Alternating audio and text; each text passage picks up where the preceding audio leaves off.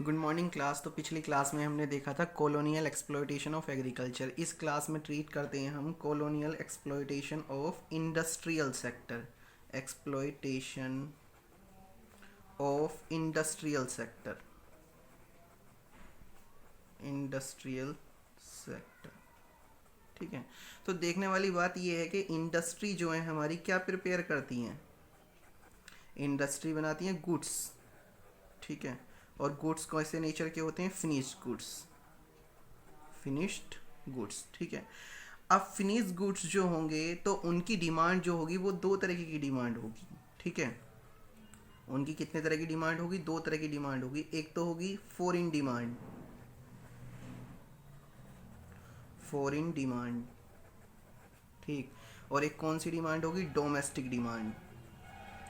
Domestic demand कहने का मतलब है या तो जो हमारी इंडस्ट्री में गुड्स प्रोड्यूस होंगे या तो हमारे इंडिया में कंज्यूम होंगे, मींस इंडिया के लोग कंज्यूम करेंगे, या फिर फॉरेन कंज्यूम करेंगे, फॉरेन हमारे विदेश से इंपोर्ट करेंगे, ठीक है। तो सबसे फॉरेनर्स के बारे में देख लेते हैं। अब इन्होंने क्या किया, ब्रिटिश रूल ने at the time of British rule, at time of British rule, British rule, ठीक है। तो ब्रिटिश रूल के टाइम पे देखते हैं यहाँ पर इन्होंने फॉरेन डिमांड्स में, तो हमारा जो इंडस्ट्रियल सेक्टर था, industrial sector were famous for, were famous for handicraft work. Handicraft work किस चीज़ के लिए फेमस था, हैंडीक्राफ्ट वर्क के लिए फेमस था, ठीक है।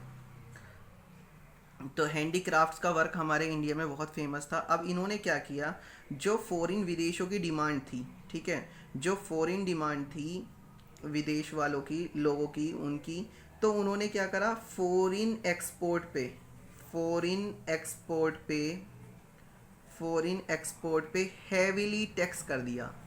हैवीली टैक्स या हैवी ड्यूटी, मीन जो भी गुड, जो भी हैंडीक्राफ्ट्स वर्क, जो भी हैंडीक्राफ्ट गुड्स जो होंगे उन्हें क्या कर दिया, हैविली टैक्स कर दिया। उन पे बहुत अधिक टैक्स लगाना शुरू कर दिया इन्होंने, ताकि वो विदेश में जाके कैसे हो जाएं, वो हैवी कॉस्ट के हो जाएं, लार्ज कॉस्ट के हो जाएं, और कोई भी उन्हें प्रीफर ना करे, ठीक है।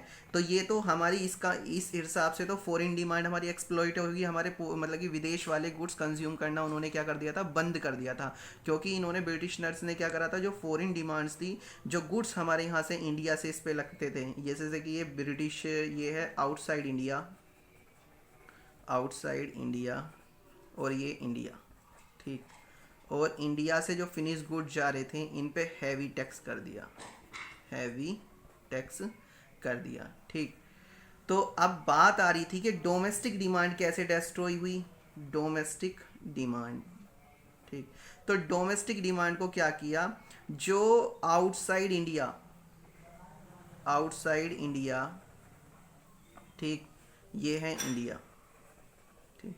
जो आउटसाइड इंडिया से गुड्स जो आ रहे थे वो टैक्स फ्री कर दिए, टैक्स फ्री, ठीक है, ताकि वो इंडिया में आके क्या हो जाएं, चीप हो जाएं, क्या सस्ते हो जाएं, और हर कोई उन उन गुड्स को परचेज करना शुरू कर दे। तो इस तरीके से हमारी इंडस्ट्रियल डिमांड जो हो गई हमारी कम हो गई। तो उसके बारे में कंक्लूड करते हैं। मींस सबसे पहले heavy duty, heavy duty on export of finished goods, export of finished goods, ठीक है। और सेकंड चलते हैं, duty free, duty free import of finished goods, finished goods. तो इस तरीके से हमारे इंडस्ट्रियल सेक्टर क्या हो गया, पूरा का पूरा एक्सप्लॉइट हो गया, ठीक है। तो चलते हैं अपना सेकंड सेक्टर, चलते हैं सी, चलते हैं इंटरनेशनल सेक्टर। कौन सा, इंटरनेशनल सेक्टर, इंटरनेशनल सेक्टर, ठीक है। तो इंटरनेशनल सेक्टर में हमें क्या देखना है, तो इंटरनेशनल सेक्टर में दो चीज़ होती हैं, एक्सपोर्ट और इंपोर्ट, एक्सपोर्ट और इंपोर्ट। तो एक्सपोर्ट को समझ लेते हैं, ठीक है। तो एक्सपोर्ट दो ही चीज़ों का होता होगा, आपको पता है इसमें कि एक्सपोर्ट किसका होता होगा, रॉ मटेरियल का, और एक फिनिश गुड्स का, फिनिश गुड्स का। तो इन्होंने क्या करा, जो रॉ मटेरियल कर दिया था, export of raw material, export of raw material duty free कर दिया था। Duty free means tax free. क्यों? ताकि वो इंडिया का रॉ मटेरियल ब्रिटेन में आसानी से ले जाएं, वहाँ पर मैन्युफैक्चरिंग करें और मैन्युफैक्चरिंग करके उन्हें वापस लेके आएँ। ठीक है। अब एक्सपोर्ट ऑफ फिनिश गुड्स हम पीछे पड़ चुके हैं, वो हैविली टैक्स कर दिया था, हैविली टैक्स। तो हमारे एक्सपोर्ट जो होता है फिनिश गुड्स का एक्सपोर्ट क्या हो गया था, बिल्कुल बंद हो गया था यहाँ पर। ठीक। अब बात आ रही है सबसे पहली, इसमें हम ट्रीट करने वाले हैं यहाँ पर इंपोर्ट के बारे में बात कर लेते हैं। इंपोर्ट, ठीक है, इंपोर्ट के बारे में बात कर रहे हैं। और इंपोर्ट में भी दो चीज़, एक तो रॉ मटेरियल, ठीक, एक तो रॉ मटेरियल हो गया और एक फिनिश गुड्स हो गया, फिनिश्ड गुड्स। ठीक। तो रॉ मटेरियल तो इंपोर्ट विदेशों से आता ही नहीं था इंडिया में। ठीक है। Eight the time of britisher raw material से नहीं आता था। फिनिश स्टॉक की बात कर रहे थे। किसकी बात कर रहे थे? फिनिश स्टॉक की। तो उस प्रोसेस में क्या हुआ, फिनिश गुड्स ड्यूटी फ्री कर दिए थे। Duty free import of finish goods. Finish goods means goods जो थे वो कैसे कर दिए थे, ड्यूटी फ्री कर दिए थे। तो प्रोसेस समझते हैं इसका, इनका ब्रिटिश का क्या चालाकी थी इनकी, कि रॉ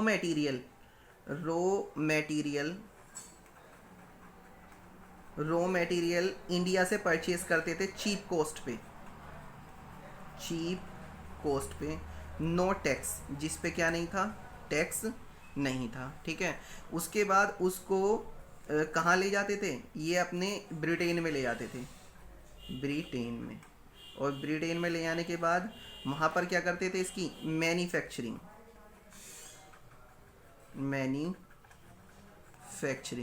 और मैन्युफैक्चरिंग करने के बाद क्या करते थे, वो फिनिश स्टॉक में कन्वर्ट कर लेते थे, फिनिश्ड स्टॉक। ठीक। लेकिन वो फिनिश स्टॉक किस में लाया जाता था, वो फिनिश स्टॉक लाया जाता था इंडिया में। किस में लाया जाता था, इंडिया में लाया जाता था। वो भी कैसा, ड्यूटी फ्री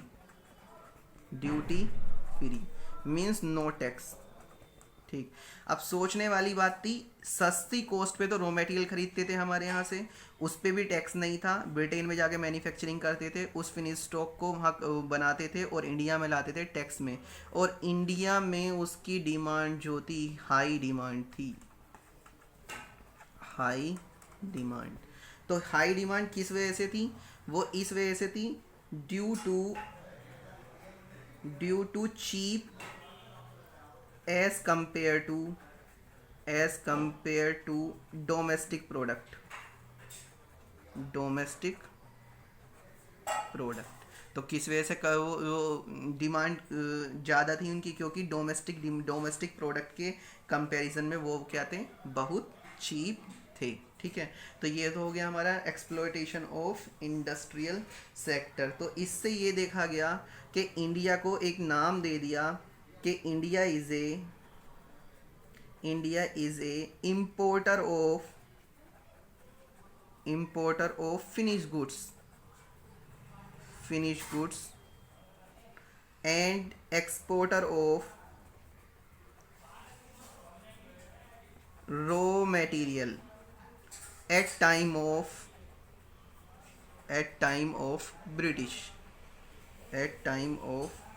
ब्रिटिश के टाइम पे ये स्कीम थी इनके बारे में। अब चलते हैं अपने features of Indian economy eight the time of independence. ठीक है। फीचर्स, ये न्यू टॉपिक है इसका, इसी चैप्टर का। Features of Indian economy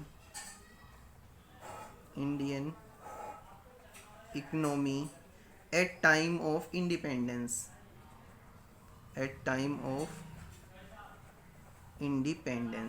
independence के टाइम पे इंडियन की इकोनॉमी के फीचर्स देख लेते हैं। तो कुछ इंपॉर्टेंट फीचर्स देख लेते हैं, ट्रीट कर लेते हैं। तो सबसे पहला जो इम्पोर्टेंट फीचर्स था वो हमारा था यहाँ पर सबसे पहले स्टैग्नेंट इकोनॉमी, स्टैग्नेंट इकोनॉमी। ठीक है, तो स्टैग्नेंट का मीनिंग क्या होता है?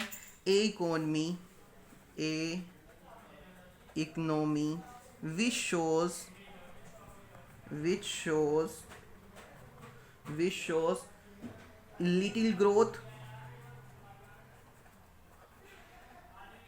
लिटिल ग्रोथ और नो ग्रोथ, और no growth in income, in income. ऐसी इकोनॉमी जिसकी इनकम में बहुत कम ग्रोथ हो या बिल्कुल ग्रोथ हो ही नहीं, तो उस इकोनॉमी को क्या कहते हैं? स्टैग्नेंट इकोनॉमी कहते हैं। तो डाटा देख लेते हैं स्टैग्नेंट इकोनॉमी का। तो सबसे पहले डाटा है आपका 1860 से लेके 1925 तक। ठीक है, और हमारी पर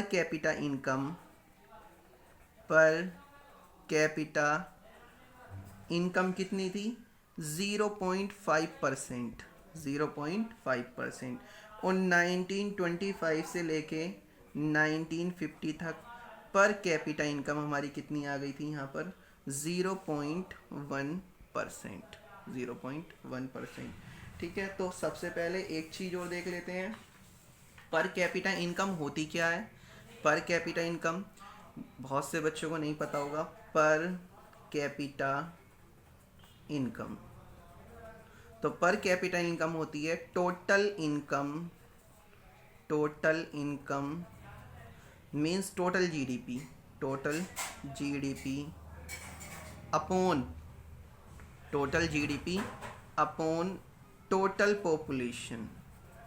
टोटल पॉपुलेशन। ये क्या होती है? हमारी पर कैपिटा इनकम होती है। ठीक है, उसके बाद चलते हैं अपने नेक्स्ट फीचर्स पे, और नेक्स्ट फीचर्स है इसका बैकवर्ड इकोनॉमी।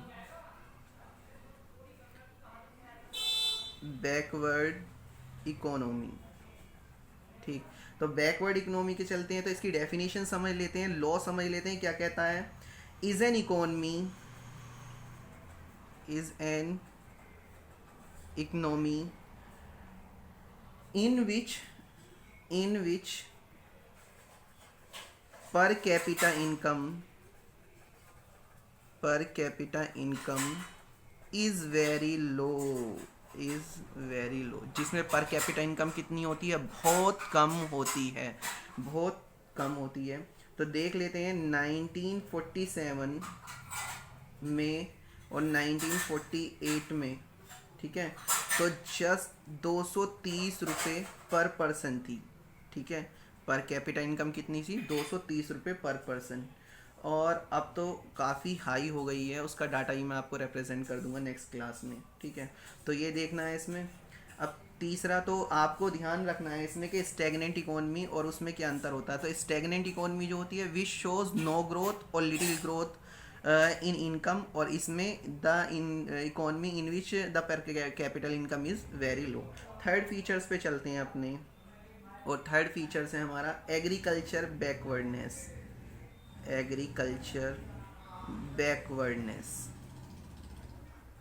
ठीक है, एग्रीकल्चर बैकवर्डनेस चलते हैं।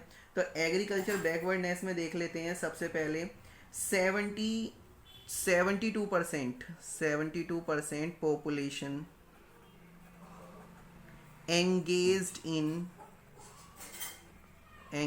In agriculture. कितने परसेंट पॉपुलेशन लगी हुई थी? 72%। लेकिन जीडीपी में कितना कंट्रीब्यूट करते थे? Only contribute 50% to GDP.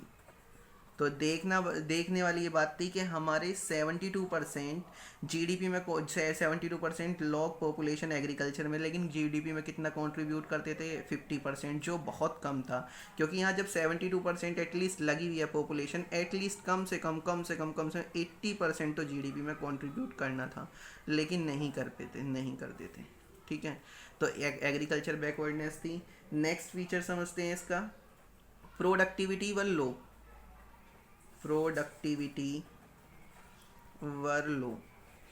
Productivity बहुत कम थी। ठीक है, तो उस टाइम पे 660 KG 660 KG wheat per hectare होता था, और 665 केजी राइस पर हेक्टेयर, बहुत कम था जो आज के कंपैरिजन में है। ठीक है, और सबसे पहले चलते हैं नेक्स्ट फीचर्स था इसका इंडस्ट्रियल बैकवर्डनेस।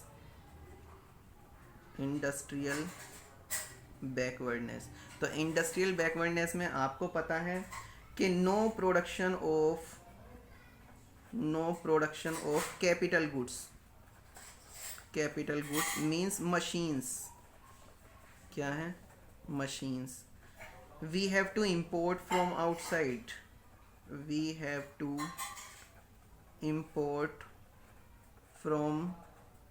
आउटसाइड, कहाँ से मंगाई जाती थी? बाहर से मंगाई जाती थी। ठीक है, और इंडियन पीपल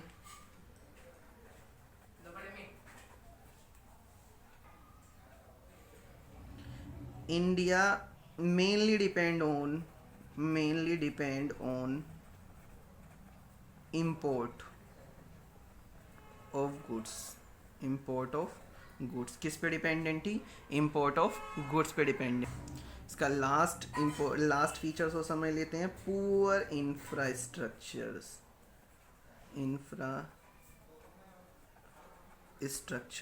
तो पुअर इंफ्रास्ट्रक्चर्स इंक्लूड रेलवे